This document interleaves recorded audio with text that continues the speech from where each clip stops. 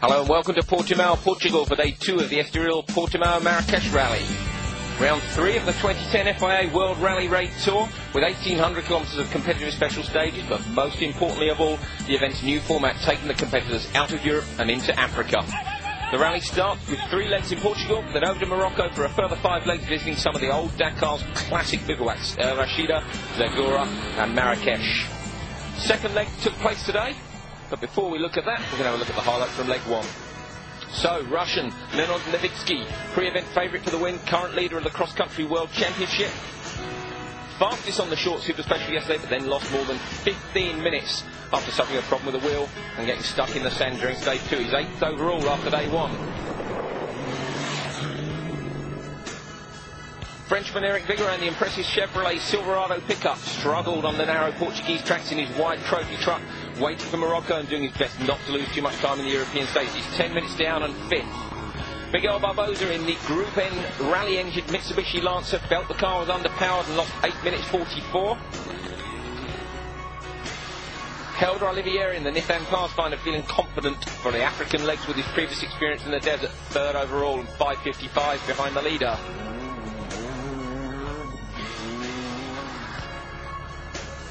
Eric van Loon, second fastest, surprised to be so quick on his first visit to Portugal and his first time in the Mitsubishi. Leading after first day, Felipe Campos in the BMW X3 wanted to attack and make up for his lack of desert knowledge and with his knowledge of the Portuguese stages. In the bikes, Paulo Goncalves on the BMW, a Dakar expert, had a good pace in special stage 1 but split an oil pipe on stage 2 and lost 15 minutes. David Casto on the lightweight carbon Sherco 450. The Frenchman finished Rally Sardinia 5 days ago, paced himself and was 5th overall. Frans Verhoeven, disaster even before the start when the scrutineers cut a wire while they were fitting the GPS.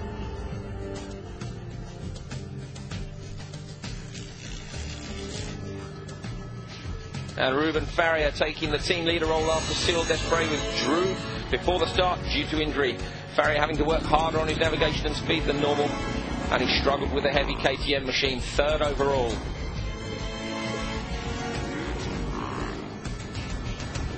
Luis Correa, a motocross national champion on his very first rally raid, used road tracks to navigate and learn how to use the road book along the way, 2nd overall, and an impressive start for the Portuguese rider.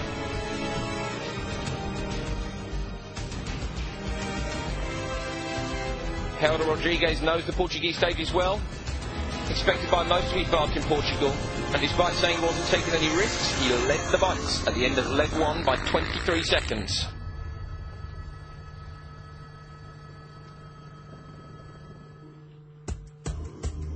So today's stage, second leg, 335 kilometres from Portimao and back to Portimao, split into 2 competitive stages. Special stage 3 is the longer of the 2 at 196, followed by a 14-kilometre special stage near to Portimao for the motorsport crazy Portuguese fans. Typical Portuguese tracks, not too fast, very technical, tricky and twisty sections through some varied terrain and with some river crossings to cope with too.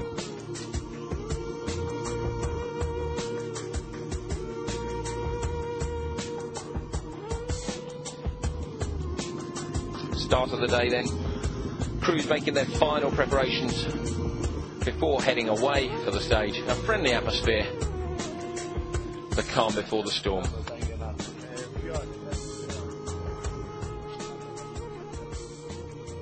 So David Casto saying, we need to be focused on the day. It's important not to be distracted by a small problem like sunglasses. The light is strange this morning with the sun in our eyes, and we have some forest to go through, so it's important to have good vision. Helder Rodrigues saying the route will be different from what we had yesterday. Lots of forest to go through and some mountain tracks with very hard stone surfaces, but I'm happy to be first on the stage.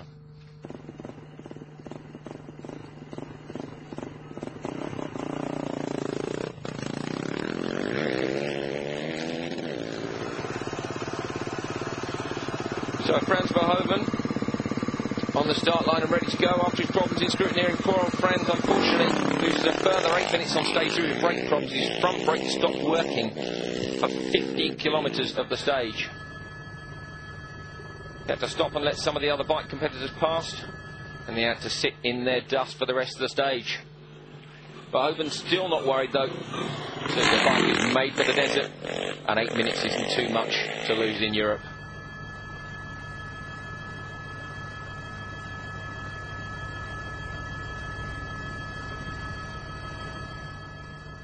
After refueling, I didn't have the front brake anymore. It was very soft, and then David Castell passed me, and I let him go, and then I tried to keep up a little bit from his dust, and then I make some small mistakes in the navigation, but I just had to turn around and go back because there were a lot of changes of direction today. And then the front brake got a little more temperature, and then it came back, and at the end I think it went a little bit better. Paulo Goncalves, 105, the Portuguese rider on the BMW 450. No real specific problems, but just looked unhappy with the bike. A small guy struggling with a big bike on twisty roads. Much happier on short, sharp stages, one of which was to come later in the day. One of these river crossings we've talked about, not so bad when it's shallow, but when it's deep, it's watch out not to take any water into the engine. Ruben Farrier on the KTM 690, too many tight turns for the Works KTM rider. The large and heavy 690 KTM bike is restricted to similar power levels to the 450 machines. And again today, like yesterday, he felt the heavy bike was too much of a disadvantage, so he'll be looking forward to the Moroccan stages.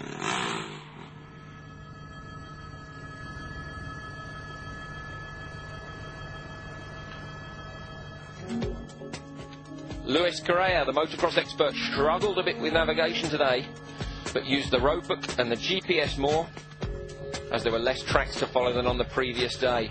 Still inexperienced and learning in every kilometre, but feeling that his motocross skills transferred across very well to the Portuguese stages, though having some trepidation about whether or not the same skills were going to be any use to him in the sand of the African stages. It was a stage where the roadbook was crucial, so I used it the whole time. I enjoyed that. I'm not used to it, and it's good training for me. I enjoyed the route and a lot of the stage today. Really good. Suzuki rider Mario Petreo, 2009 off-road champion of Portugal, and today the road suited the bike and the rider. A few problems with his fuel tank meant he started later than expected.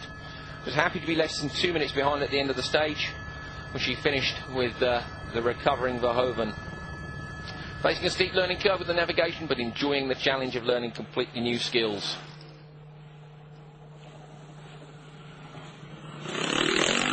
Tricky downhill section on loose gravel and firing the bike up on the exit.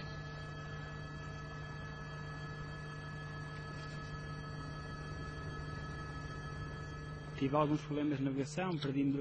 navigation and the use of the roadbook is new for me. I'm really focused on this. It's very complicated to look at the roadbook and at the road. I'm still learning to use it, but at the moment it's good for me.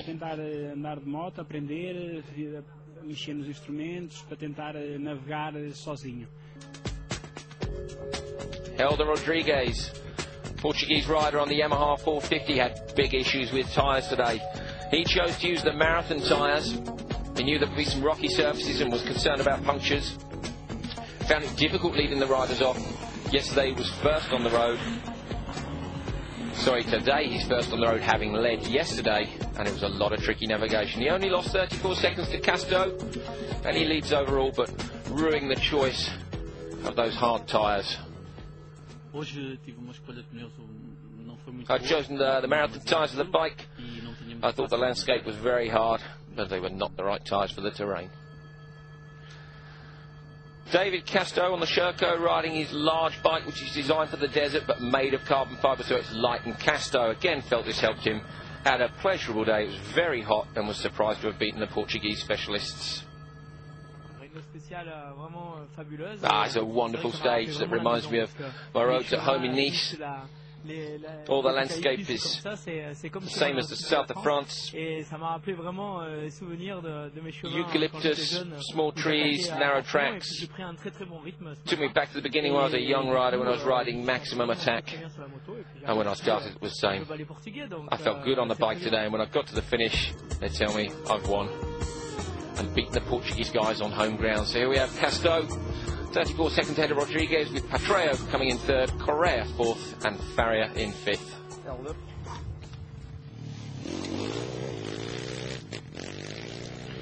So on to the Super Special. Only a short stage for television.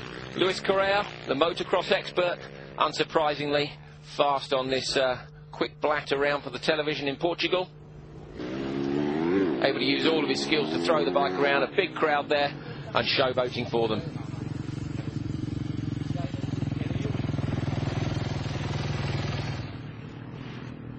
Rodriguez on the Yamaha 450. Overall leader lost 24 seconds in the 15-kilometre Super Special, but he won't be too concerned because he's looking at the bigger picture.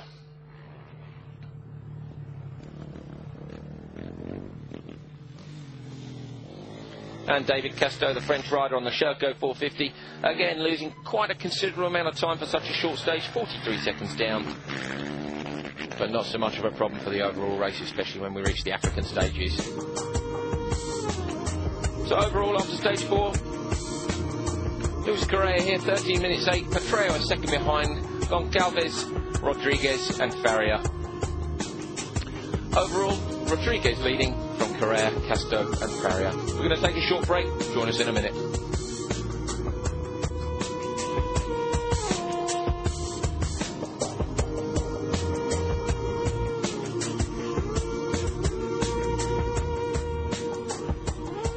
Some of the action to follow.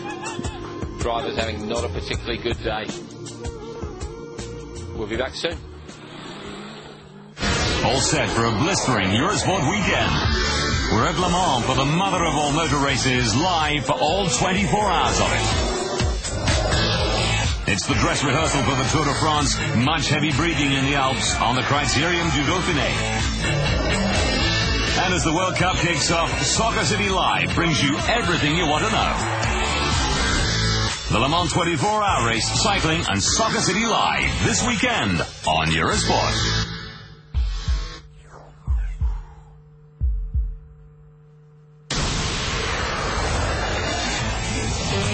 All the top Eurosport events in 2010, plus much more live and on-demand sport. Only on Eurosport Player. To find out more, go to eurosportplayer.com.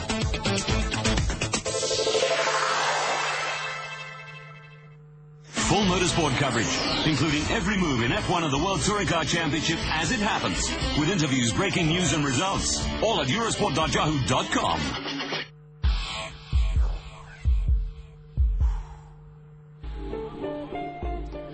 With the economic downturn, a lot of manufacturer teams have pulled out of all forms of motorsport, including Mitsubishi from cross-country rallying after the 2009 Dakar.